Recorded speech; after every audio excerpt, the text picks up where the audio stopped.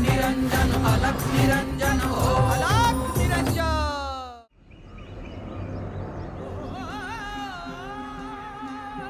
एक दोन तीन चार भस्मांकित शिव पाच स्वरूप सहा सलाटी सात शोभक आठ त्रिपुंड नऊ दहा सिद्ध योगी अकरा वितरागी बारा धग धग ते तेज कुंड।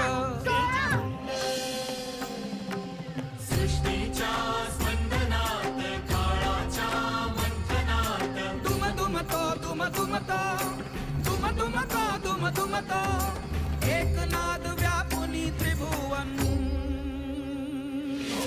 अलख निरंजन अलख निरंजन अलख निरंजन हो अलख निरंजन अलख निरंजन अलख निरंजन हो अलख निरंजन अलख निरंजन हो अलख निरंजन। अरे बस बस बस बस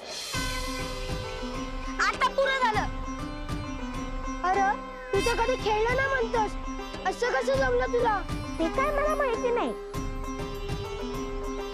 पण मी खेळताना मनामध्ये माझ्या गुरूंचं नाव घेत होतो.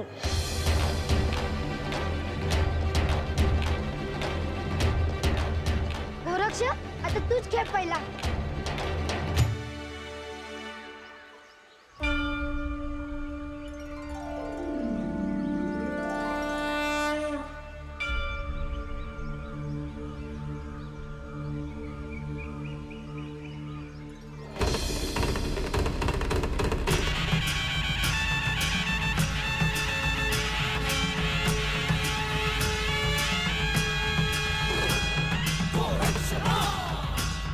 अरे बापरे!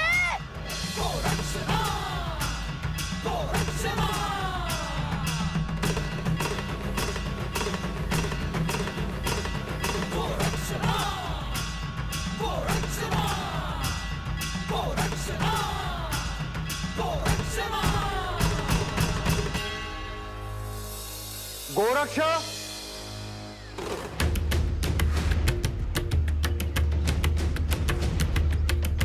माझ्या गुरूंनी मला बोलवलं आहे, मी येतो. अरे कुठे चाललाय?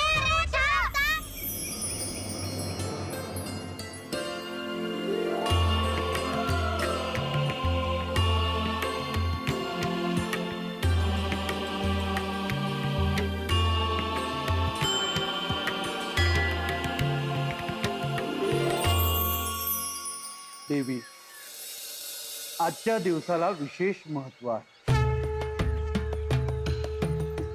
आज कैलासात कोणी येणार आहे का? नाही, परंतु बाहेर जे विलोभनीय घडणार आहे ते आपण आज कैलासातून पाहणार आहोत.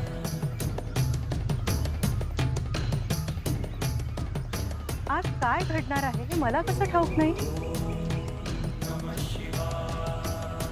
कारण गोरक्ष प्रकट झाल्यानंतर तू त्याच्याकडे पाहिलेच नाहीस. बाल वयातही गोरक्षचे गुरुप्रेम विलक्षण आहे. म्हणजे आज नाथांच्या संदर्भात काहीतरी विशेष आहे. होय, आज गोरक्षच्या दीक्षेचा महासोहळा आहे. तुम्ही आणि श्री दत्त महाराज मच्छिंद्रला दीक्षा देत होता तो क्षण मला आठवला.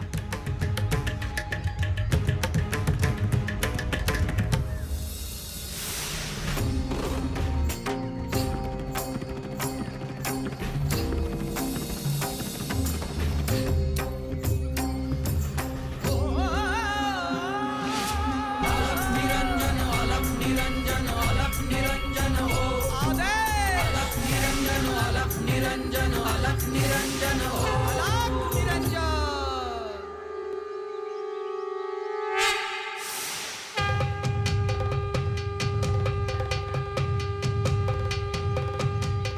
काळ कसा निघून गेला लक्षात सुद्धा आलं नाही. एक मात्र निश्चित, दीक्षेच्या आधीचा गोरक्ष आणि दीक्षेच्या नंतरचा गोरक्ष हे वेगवेगळे असतील. कारण मच्छिंद्रचं सुद्धा तसंच झालं होतं. गोरक्ष जो खरं तर माझेच प्रतिरूप आहे. त्याचा नाथ पंथातील प्रवेश ही खरं तर एक औपचारिकता आहे. गोरक्षला दीक्षेची काय आवश्यकता? परंतु नाथ परंपरेत गोरक्ष हा दुसरा नाथ आहे आणि म्हणूनच हा क्षण इतिहासात अनंत काळासाठी कोरला जाईल. गोरक्षला अतिशय कठोर तपश्चर्येसाठी तयार व्हायचे आहे.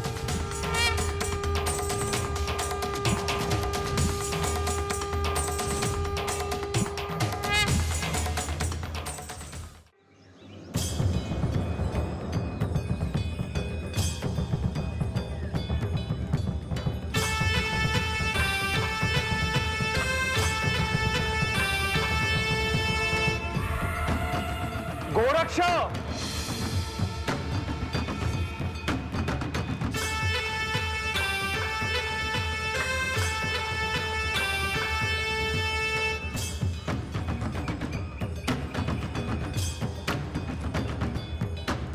गोरक्ष,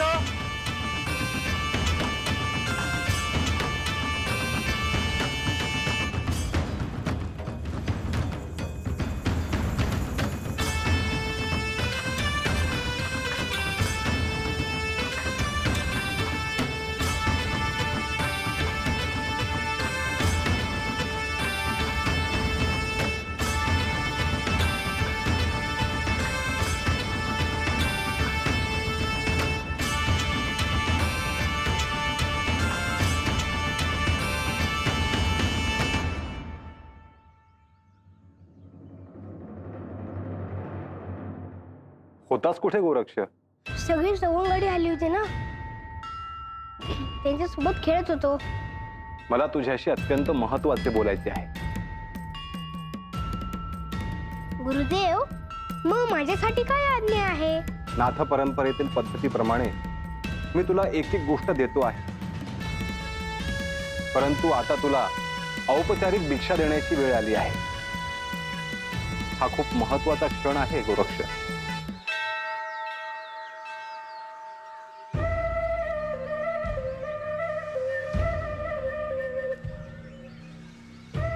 म्हणजे मी तुमचा शिष्य आणि तुम्ही माझे गुरु आहात हे निश्चित होणार आहे. होय. मग मी त्याच्यासाठी काय करू? इथेच थांब, कुठेही जाऊ नकोस. तुला पहिले स्नान करायचे आहे, त्यासाठी मी पाणी घेऊन येतो. होय गुरुपय.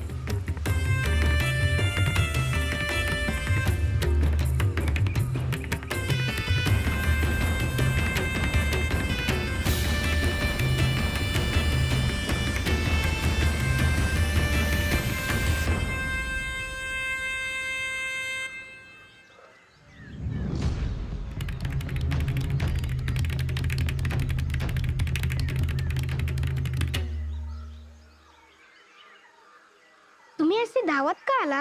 हे सोडून तू इथे काय करतोय? मला माझ्या गुरूंनी बोलवलं म्हणून मी इथे धावत आलो. पण गुरूंनी कशा पाय बोलवलं तुला? ते आज मला दीक्षा देणार आहेत. म्हणजे तू खेळायला येणार नाहीस? गुरूंनी सांगितल्यानंतर त्यांच्या आज्ञेचं पालन करायचं असतं. अरे काय ना, माझ्या आई बाचं पण ऐकत. मला असे नाही करता येणार. म्हणजे तू ते आदत टाकून गेला म्हणती? अरे दीक्षा म्हणजे साधी गोष्ट नव्हे. किती लागेल त्याला? तुम्ही असलं काही विचारू नका. आज तुम्ही तुमचे खेळा, माझ्यासाठी थांबू नका. बरं, पण ते तुझ्यासोबत बोलत होते ते कोण आहेत ते तरी सांग. ते माझे गुरु आहेत, आई वडील आहेत, सर्व काही आहे. तुला ते जाऊ देत नाही का? तसं सांग मला. माझ्या गुरूंबद्दल असलं काही बोललेलं मला आवडत नाही. चला रे मग, दीक्षा झाली की ये तू खेळायला. होय गोविंद, चला चला चला.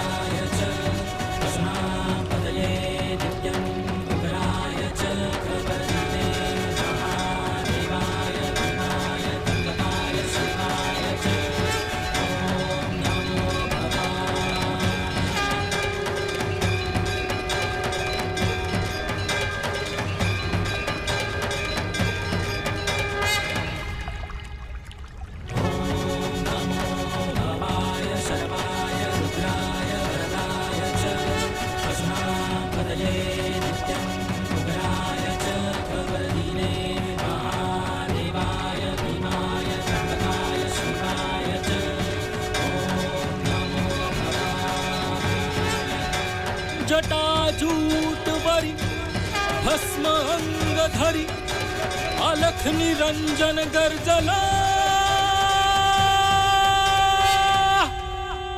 बाल गोरख याच भूवरी गोरखनाथ चाहला.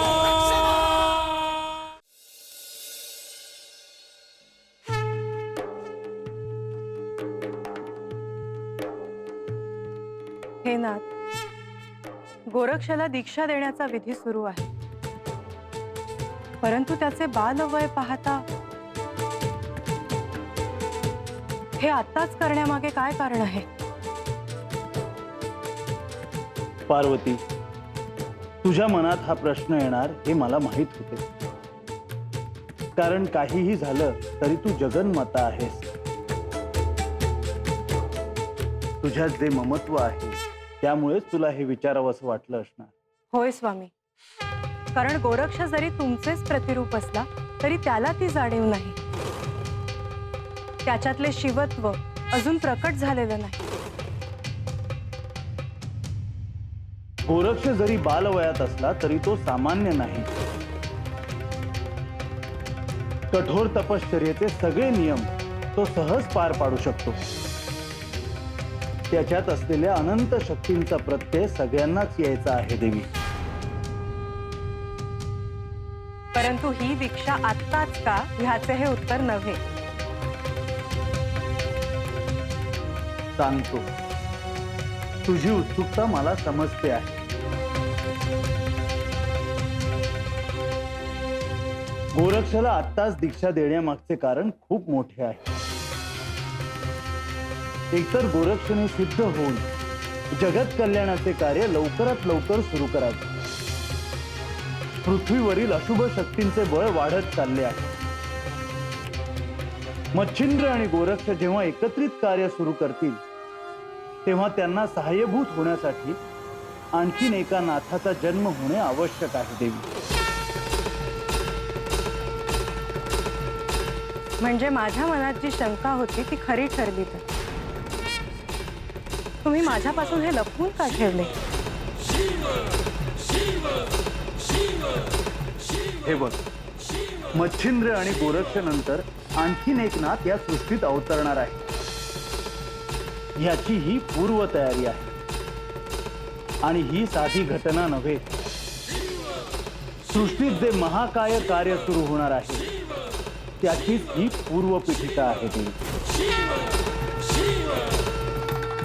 आणि म्हणून हा दीक्षेचा महासोहळा महत्वाचा आहे हे मला पटले आहे.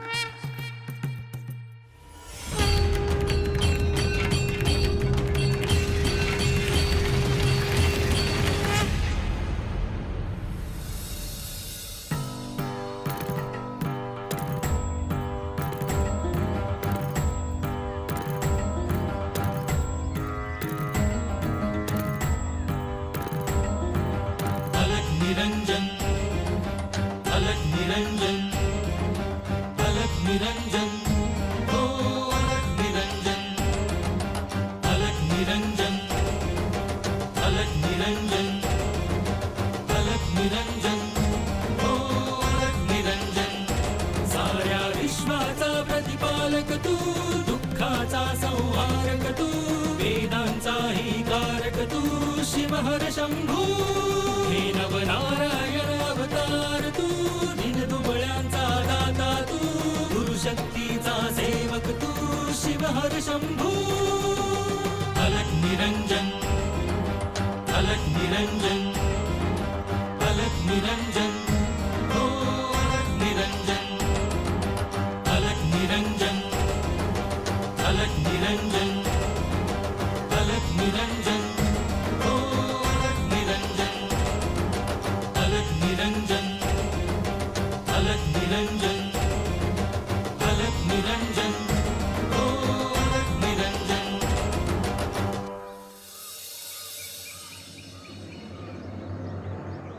गोरक्षला त्याचे गुरु दीक्षा देणार म्हणजे काय? आपण बघू की ना.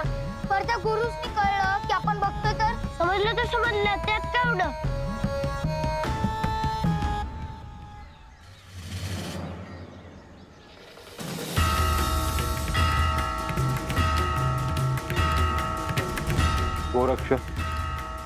ही नवीन वस्त्र आहेत आणि ही भगवी वस्त्रे आहेत. ही भगवी वस्त्रे यानंतरच्या अनंत काळापर्यंत अशीच राहतील. हे भगवे वस्त्र नाथ परंपरेमध्ये कठोर त्यागाचे आणि साधनेचे प्रतीक आहे. या जगतात राहून सुद्धा विरक्त राहण्याचा संकेत या वस्त्रांमध्ये आहे. धर्मजागृतीचे सुचिन्ह या वस्त्रांमध्ये आहे. या वस्त्रांचा तू स्वीकार कर गोरक्ष.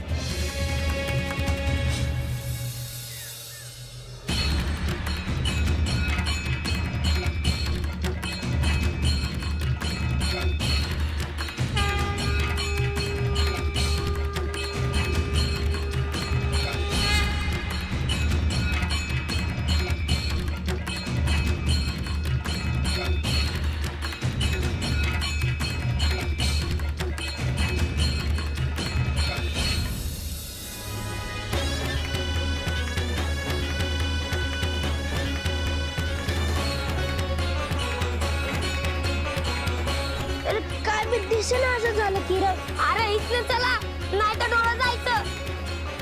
हे गोरक्ष तर साधा सुद्धा पोरगा नाही बाबा. त्याला काही इथे येत असेल ना तर त्याच्याकडनं काहीतरी काम करून घेतलं पाहिजे. अरे काय काम करायचंय. अरे आमचा शेजारी आहे लय भांडण करत असतोय. त्याचा डोळा घालवायचंय. काय. अरे वय वय चला गावात जाऊया.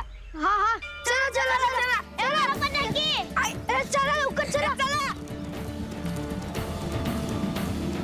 गुरुर्ब्रह्मा गुरुर्विष्णू गुरुर्देवो महेश्वरा गुरु साक्षात् परब्रह्मा तस्मै श्री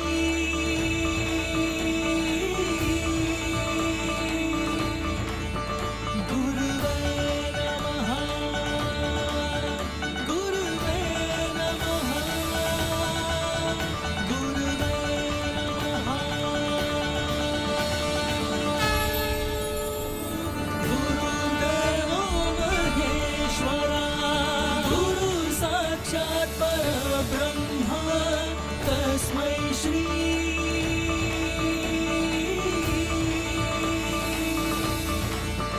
गुरुवे नमः. गुरुवे नमः. गुरुवे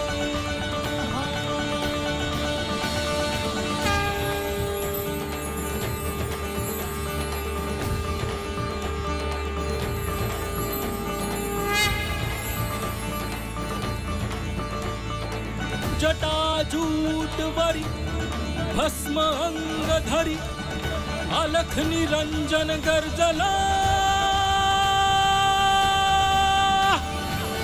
बाल गोरख याच भूवरी गोरखनाथ चाहला.